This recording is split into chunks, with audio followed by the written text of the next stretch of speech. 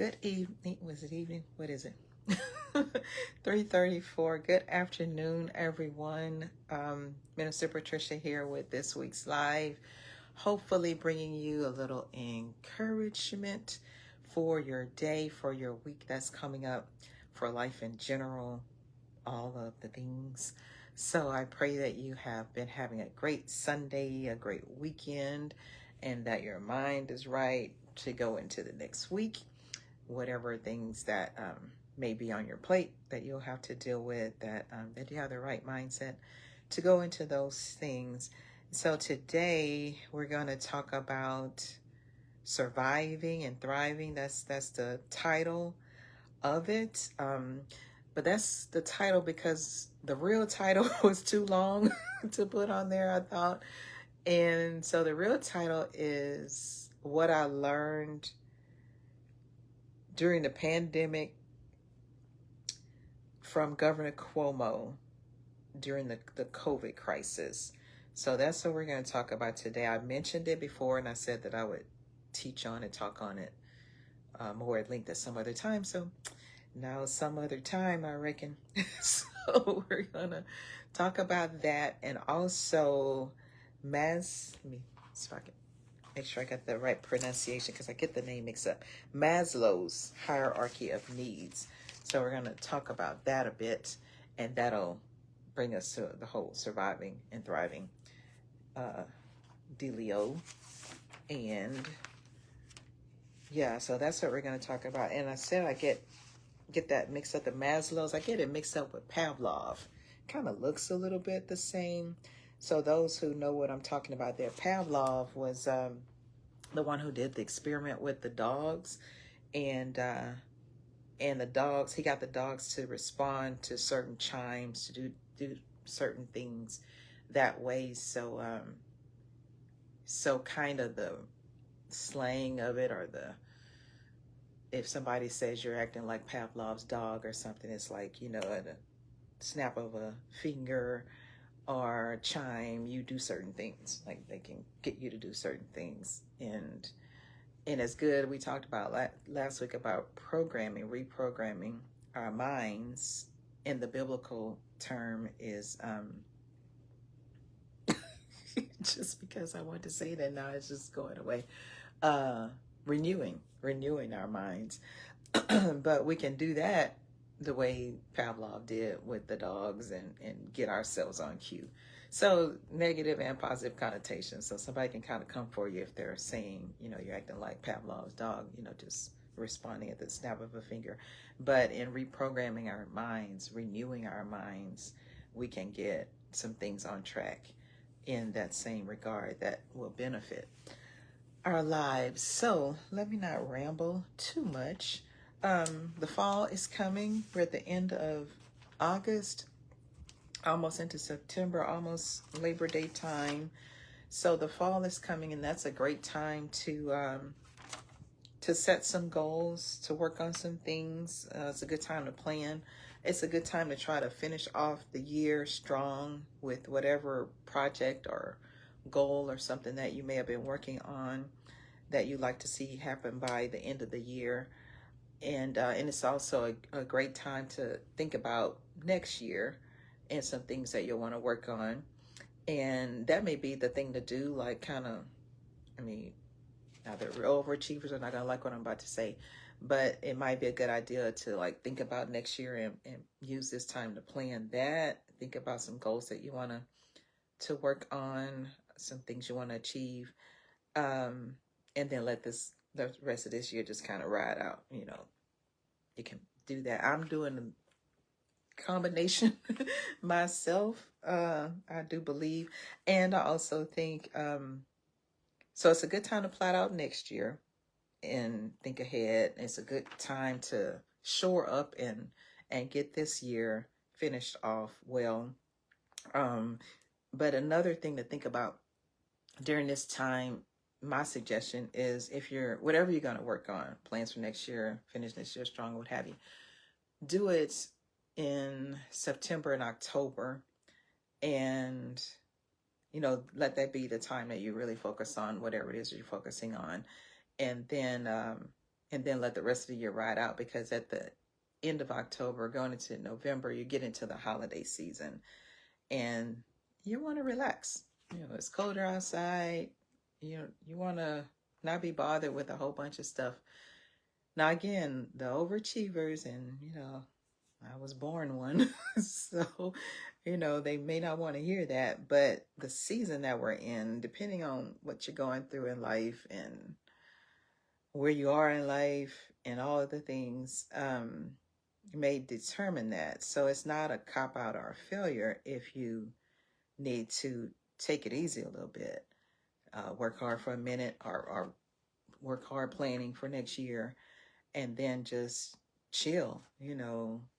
Think about Thanksgiving and some Christmas parties and all of those types of things to enjoy and get through the rest of the year. So it depends on what's on your plate, which route you take. But again, this is the time. This is a great time to plan. You don't want to wait until after the holidays to think about 2026, because it's there. The holidays end, New Year's Eve ends, and whoop, there it is. So you're in January, and you're going to be feeling like you're trying to catch up with stuff. So you want to plot out some kind of goals, list out some things to do for next year, just so that you're not feeling like it's dragging you through the year. So that's a suggestion there. And I also suggest, depending on where you are, what you're going through, what's on your plate, plan how to survive, and then maybe one or two nice goals that you want to work towards or what have you. But think about surviving, because it's hard. Life is pretty hard, and I don't mean to be negative, and I hope I'm not coming across as non-Christian, non-hopeful, because I am all of those things. I'm positive and hopeful, and I know God's got it, and I know He's going to show up and show out and do things as only He can do. I'm talking about when life is overwhelming and you have just so many things pulling at you and pushing you and this, that, and the third, that you need to think about survival. And again, it depends on what's going on and where you are. So let me just get back to what we're supposed to be talking about today, because that's where I was with the total overwhelm back during the pandemic shutdown. And I've talked about it here before, and I didn't know what was going on, and it took me a while to figure out what's going on and all of that. So I've talked about all of those things that had been sent my way and what I was going through. But the pandemic shutdown turned out to be a really great time for me to hit the reset button, figure out some stuff that was going on, and start getting back on track. And one of the things that helped with that was listening to the Governor Cuomo's coronavirus briefings. So back during that time, we didn't really know as a nation what to do with the whole coronavirus situation, COVID, all of that. And we're getting a lot of mixed messages, and politics was involved. So, it was just a whole lot of, confusion. And during that time, New York was doing pretty good with what was going on. And so I ran across Governor Cuomo's YouTube briefings. He would come every day and do these briefings. And after I listened to some of that, I noticed I was getting like nuggets. I was getting some things that was going to be beyond helping with the virus stuff, but some life stuff that I can do. Now, let me just point out here, I don't really know Governor Cuomo like that. I recognize the name because I believe his father was maybe governor before or somewhere in politics. So I recognize their family name. And I also know that there was an investigation from during this time recently, and I don't know what came of that. But I do know it was all in the news. So I'm saying that to say, don't,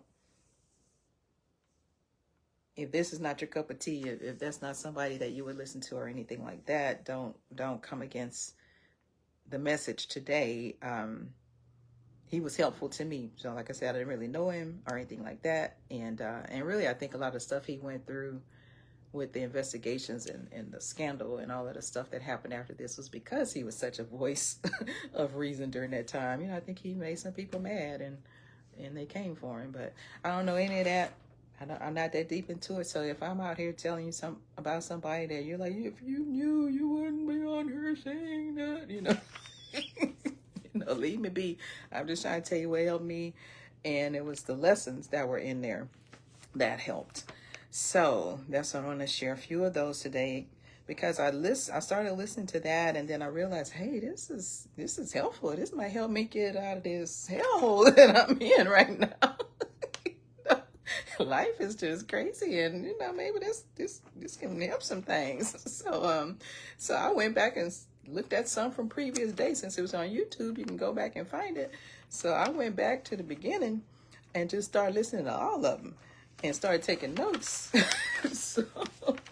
So yeah, so some of the things I learned, so I'll share a few things that they did and then some things that I learned. One thing they did, New York created its own hand sanitizer. And y'all remember hand sanitizer you couldn't find it. It was hard to come by. And it was just crazy. So they created their own. And the one they made was superior to the one that Purell made, which was, you know, the go-to. And they made their own in order to combat the price gauging, because, you know, prices were ridiculous. I remember seeing on, because paper towels and toilet tissue was hard to come by then, and I remember seeing on Amazon that somebody was selling toilet tissue for like $90. Y'all. It's like, what's in that? This must gonna really do a whole lot of different things for me. But people, and I hope nobody bought that, but there was a seller on there selling for $90. And I was like, oh, please, y'all, come on now. Go get some leaves from outside or something. So they made their own hand sanitizer to combat the price gauging. So that was a smart move that they made. Another thing that they did was they had a 3-track operation of testing and then reducing the rate of infection by social distancing and keeping up communication. So those are some things that they did. What else do we have here? One of the things that was really impressive was the hospital system. They had some hospitals that had PPE, which was the gear. I forget what it stood for, protective equipment. I don't know, but PPE. And some didn't have anything. And our healthcare people were like using all kinds of contraptions like garbage bags and stuff, because they didn't have what they needed. So what they did in New York was they came up with a centralized hospital system for that season. And every night the hospitals would take a nightly survey of their inventory, and they would redistribute by need. So if one hospital had more than enough PPE that they needed, then the hospital that was in need, they would get it over there to them. And then they hired companies who manufactured the PPE to do so for them, and they paid a premium for it. They paid the price to get what they needed. So they used a lot of wisdom there, and that's what came up a lot. It was a lot of wisdom, like, what is the problem and how do I need to solve it? So also, what did they do? They formed a coalition of governors for the northeastern states to try to help out the rest of that region. Let's see, what else? And what the governor said was, as soon as we get through this and have flexibility in our system, we will be there for every other state. So they worked on getting a system and worked the system, and as soon as things would be better, there's more of a flow, the numbers are down and all of this, then we can help out other areas. So let me just come back to some of the things that stood out.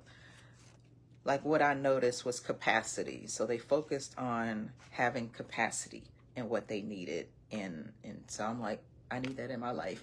I need to get some capacity, get some things in order, and so that I can function better. So I liked that. Common sense was a great takeaway. They used common sense with what they were doing. Strategy. They came up with strategy. Those are things that we need to do when we are trying to survive. So we need all of those things. We need strategy, we need capacity, we need common sense. Something else he said that I got here is know what you don't know. Chart a course with the best info that you have, the best information you have, and then course correct as you go. So know what you don't know. Don't go in thinking you know everything. Look at it. What is the problem? Assess the situation. Think about where you are and where you need to be, and what's this chasm in between, and how to cross it. Figure that out. So know what you don't know, and then chart a course that you have, and then course correct as you go. So as you learn things, then you can improve things. Let's see if there's anything else I want to share from here.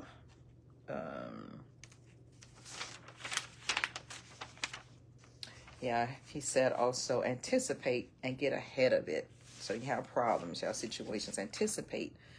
Don't wait till the thing hits you. You've seen enough things to kind of know, here come this again.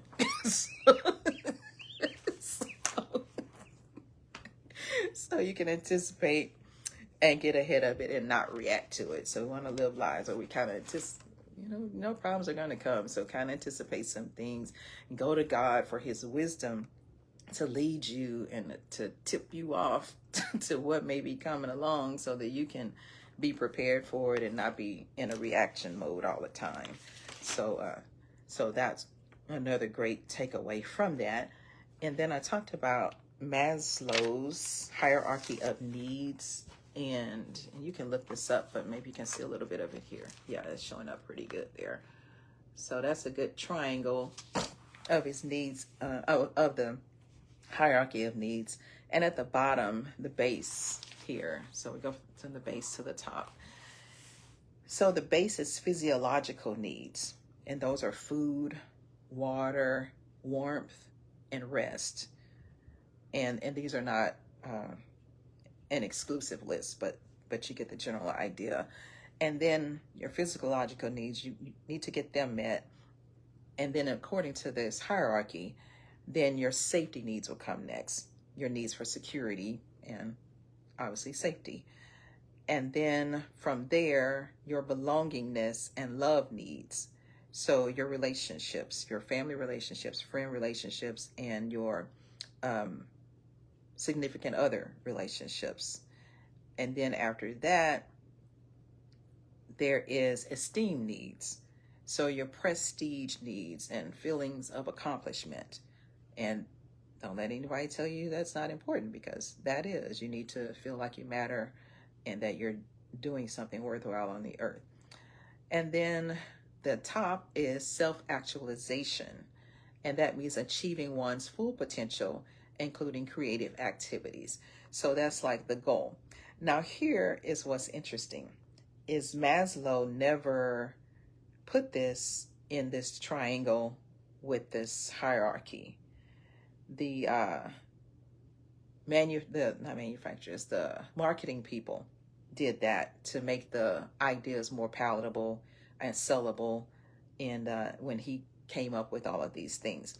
Now they are important and they do kind of function that way, but I'm saying all of that to say that sometimes you have to reach back down and deal with some stuff. You might have this one over here going, you might have your accomplishments and stuff, but then something down here, physiological, is off. Maybe a storm came and now that's thrown off, and you're having to rebuild your life, rebuild a home or something like that. So you're back down to dealing with physiological, even though you're like C-suite head of a company somewhere. So there's that. So and so there's this continual in life, continual back and forth there. It's not like you, okay, I got all these needs met, and I go to this next level and I get that, and then I'm at the top, boy, and I got it.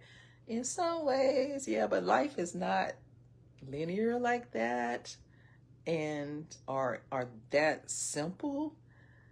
And so you might have this at 100, but this over here is at a 10. And so you need to get that one up. You need to hold on to that one and get this up over here. So bear that in mind as you are thinking about surviving, as you're moving into and the thriving comes like after you get that surviving part down. You automatically, like he said, after they got flexibility in their system, they'd help other states. So that comes when you make sure the foundation is solid, then you naturally build on it. You naturally get better once you make sure that the important things are dealt with in your life. So always focus on those. Always focus on getting the hard things done and making your life solid. And I've said the hard things, and I'm referring there to psychological needs. You want to find out, where did my life go wrong, or, what part did I play in it, and how do I fix this, and those kinds of things. So you may need to do some digging into your upbringing and into your childhood and into all of those things, and not to blame anybody for anything, but just to figure it out and get the healing that you need so that you can go on to the next levels and get the other things that you need in life. And so that's the hard thing that's referred to in it. Journaling, getting with counseling, getting with a psychiatrist too, but that's not the word I was looking for. Therapist. So therapists and counseling, journaling and coaching, all of those things will help you like excavate things down deep that are still tripping you up. Because what you don't want to do is never figure it out and just keep repeating stuff or keep bringing stuff into your life. So and those are hard things, but after you get to working on them, they're not that hard anymore. It's like it's not that hard anymore once you give it some time and attention and continue to work on keeping your sanity and that kind of thing. Yeah, if you notice that you keep having the same problems over and over again, you need to figure out why. And that was one thing for me. It's like it's like I need to figure out what this is about, because I'm the common denominator here. So what is it in me that's calling for that, or that's allowing that? Which one is it, and what do I need to do about it? So yeah, so work on yourself. and God will show you what to do and how to do it and all of that. Pray, ask him, Lord, give me the instruction, give me the strength and the courage, and give me what I need, give me the wisdom, and he'll give it to you. He'll do that. And I did say go into the next level. So it will continue to take you to the next level, because once those survival needs are met, then you automatically go into thriving, because it's just glory to glory. It's just how it works. And that little symbol thing, that emoji that's on there, I've never seen that before, but I put in the word strength in the search, and that's what came up. And I like that it had those elevated lines and columns in it. But again, life can do some stuff that'll send you back to square one, but not in every area of your life. But don't feel defeated or a failure because you have to go work on some stuff.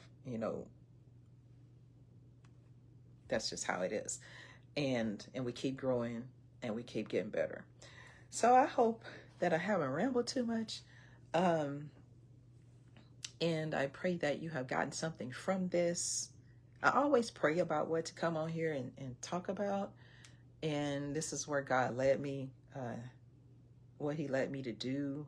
And I didn't even realize that I had the little triangle picture here, because because my printer needs some attention right now. So I'm like, well, I don't even know if I have. And he had it right there. So I'm like, well, confirmation there that I'm hearing right on what he wants me to go talk about. But anyway, pray it hasn't been too much of a ramble and or in that it's not making sense or something like that. And in whatever way that it is, I pray that the Holy Spirit will make it plain for you.